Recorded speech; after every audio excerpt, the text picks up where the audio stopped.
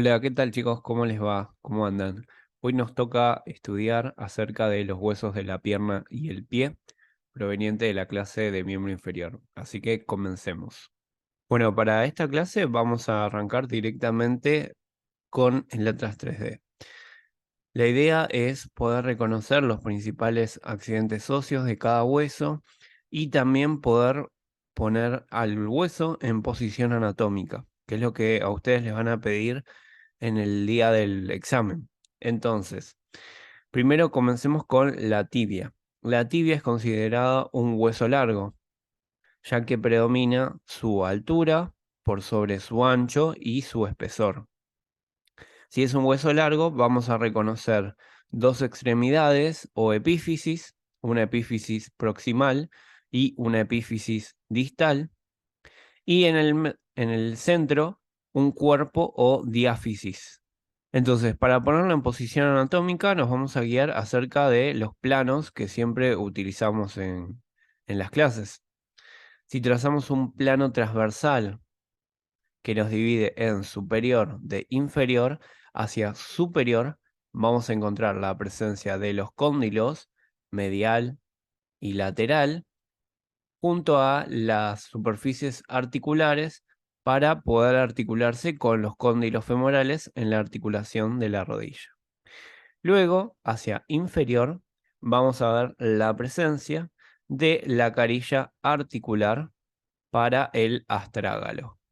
Así es como diferenciamos qué es superior y qué es inferior.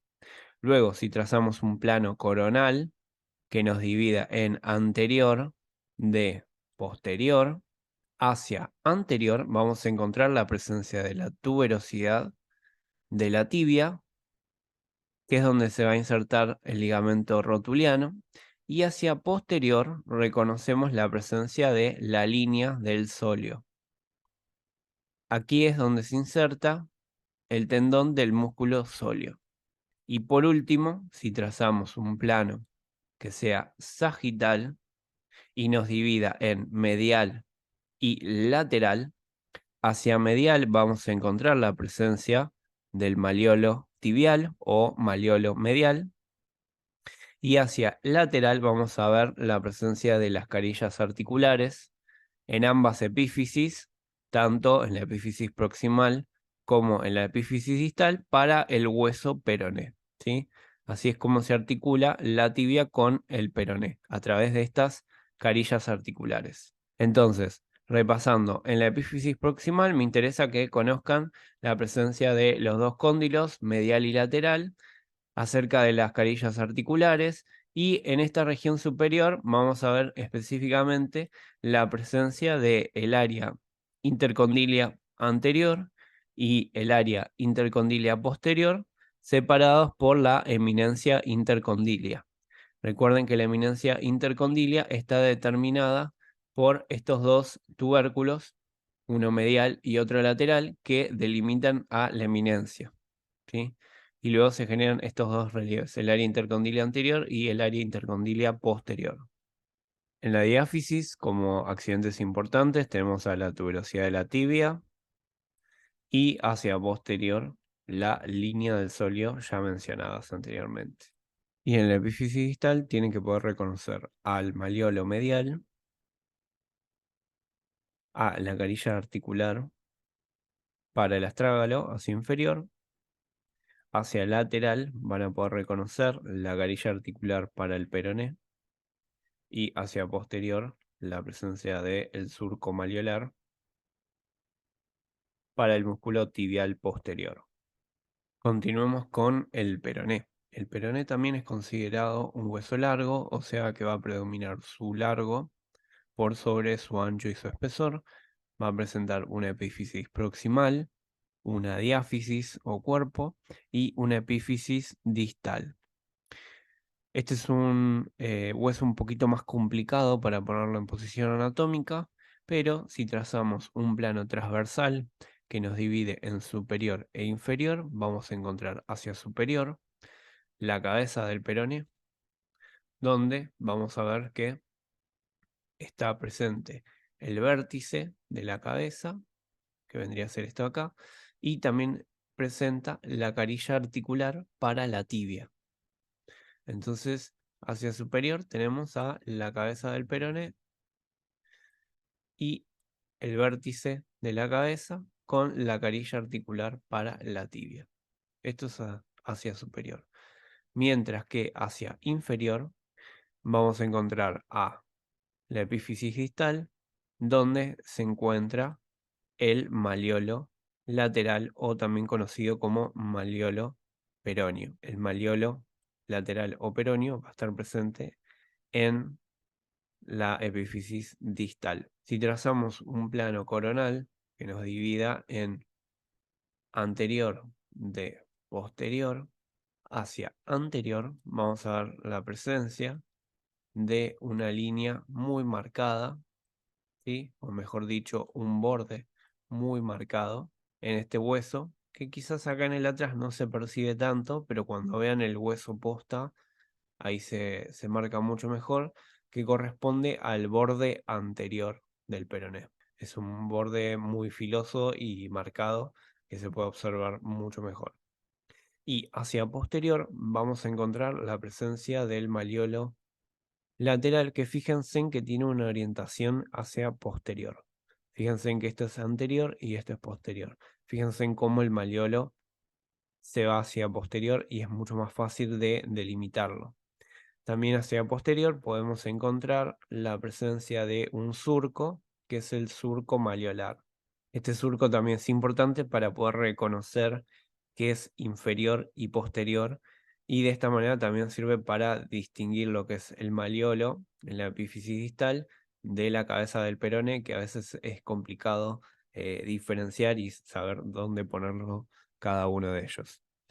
Y por último, trazando un plano sagital que nos divide en medial y lateral, vamos a encontrar hacia medial la presencia de las carillas articulares, tanto en la epífisis distal como en la epífisis proximal, para lo que es la tibia. ¿Ok? En ambas epífisis vamos a encontrar las carillas articulares hacia medial para articularse el peroné con la tibia. Y hacia lateral, obviamente, vamos a encontrar a el ya mencionado maliolo lateral. Como verán, el peroné no tiene tantos accidentes óseos. Sí, me faltó aclarar que en el vértice de la cabeza del peroné vamos a ver que se va a insertar el tendón del músculo bíceps femoral como un dato importante. Y en lo que sería la epífisis distal, vamos a ver también, además de el maliolo, además de ver la presencia de la carilla articular para la tibia, también tenemos una fosa, que es la fosa maliolar, que presenta la inserción de un ligamento que vamos a ver mejor en lo que corresponde a la clase de articulación del tobillo, ¿sí? Entonces acá vamos a tener la carilla articular, la fosa y hacia posterior el surco. Ahora pasemos a hablar acerca de los huesos del pie. El pie se compone de un total de 26 huesos que los vamos a dividir en tres grupos. Por una parte vamos a tener a los huesos del tarso, tenemos a los huesos del metatarso y a las falanges, que van a ser falanges proximal, medial y distal en cada hueso, excepto en lo que sería el dedo gordo, que es donde solamente tenemos una falange proximal y distal. Ahora bien, el grupo del tarso a su vez se subdivide en dos. Tenemos un grupo que corresponde al tarso posterior, está compuesto por estos dos huesos, el calcáneo y el astrágalo. Y luego tenemos un grupo que corresponde al tarso anterior, donde vamos a tener a los huesos cuboides, navicular y a las cuñas o huesos cuneiformes, que son tres: el medial, el intermedio y el lateral. Luego tenemos a los metatarsianos, que los metatarsianos van a ser 5, y las falanges, que ya las mencioné. De esta clase me voy a enfocar básicamente en estos dos huesos, en el astrágalo y en el calcáneo, que son huesos muy interesantes y son huesos un poco difíciles a veces de poner en posición anatómica. Así que vamos a hacer énfasis en estos dos. Bueno, ahora hablemos acerca del astrágalo. El astrágalo es considerado un hueso corto que fíjense en que tiene una forma bastante particular. En él vamos a reconocer una cabeza hacia anterior, luego yendo hacia posterior presenta un cuello y un cuerpo. Ahora bien, si tenemos que ponerlo en posición anatómica, vamos a trazar primero un plano coronal que nos va a dividir en anterior de posterior. Entonces, hacia anterior siempre vamos a encontrar la cabeza del astrágalo, mientras que hacia posterior vamos a encontrar la presencia de un surco que sirve para el tendón del músculo flexor largo del dedo gordo y que está delimitado por dos tubérculos, ¿sí? Acá tenemos un tubérculo lateral y este que corresponde al tubérculo medial. Ahora bien, si trazamos un plano sagital que nos divida en medial y lateral, podemos mencionar tranquilamente la presencia hacia medial del tubérculo medial y hacia lateral la presencia del tubérculo lateral. También podemos hablar acerca de las caras, ¿sí? Hacia medial vamos a ver que se presenta la cara malleolar medial que presenta una forma de C y hacia lateral vemos la presencia de la cara malleolar lateral que tiene una forma más triangular.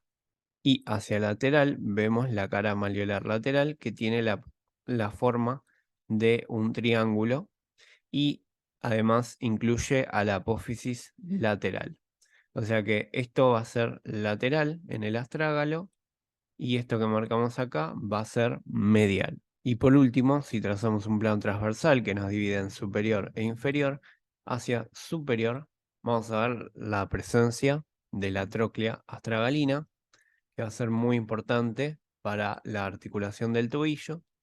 Y hacia inferior vamos a ver la presencia de las carillas articulares para el hueso calcáneo. Tenemos una carilla articular anterior y una posterior, ¿sí? Divididas por este surco que es conocido como el surco del hueso calcáneo. O sea que hacia inferior tenemos el surco del astrágalo, separado por las carillas articulares para el calcáneo, hacia inferior, y hacia superior encontramos a la tróclea astragalina. Con estos accidentes óseos ya podemos poner en posición anatómica a nuestro hueso astrágalo, que es el que da nombre al instituto. Bueno, y como para ir cerrando, tenemos acá a la presencia del hueso calcáneo. El hueso calcáneo también es considerado como un hueso corto y fíjense en que tiene una forma bastante particular. Entonces vamos a hablar de sus principales accidentes óseos y vamos a tratar de ponerlo en posición anatómica. Si trazamos un plano coronal que nos divide en anterior de posterior, vamos a ver que hacia anterior vamos a tener a la carilla articular para el hueso cuboides, mientras que hacia posterior encontramos la tuberosidad del calcáneo. Si trazamos un corte en un plano sagital que nos divide en medial y lateral, hacia medial vamos a encontrar la presencia de la apófisis medial o tubérculo medial por parte de la tuberosidad y vamos a encontrar la presencia del sustentáculo del astrágalo. Acá se forma un surco, que es el surco para el tendón del músculo flexor largo del dedo gordo. Y hacia lateral vamos a encontrar la presencia de la tróclea peronea. Y por último, si trazamos un plano transversal que nos divide en superior e inferior, hacia superior vamos a poder ver la presencia de las carillas articulares anterior, media y posterior para el hueso astrágalo con el cual se va a articular.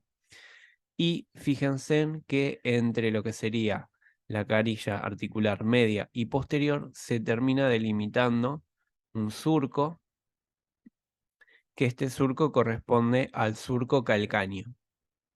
El surco calcáneo y el surco del astrágalo delimitan un espacio que se lo conoce como seno del tarso. dato que va a ser importante para las próximas clases. Y eso en cuanto a superior. Y hacia inferior, vamos a ver la presencia del tubérculo del calcáneo. Bueno, chicos, hasta acá llegamos con la clase de hoy. Espero que les haya servido. Cualquier cosa, nos mandan un mensaje al WhatsApp. Chau, chau.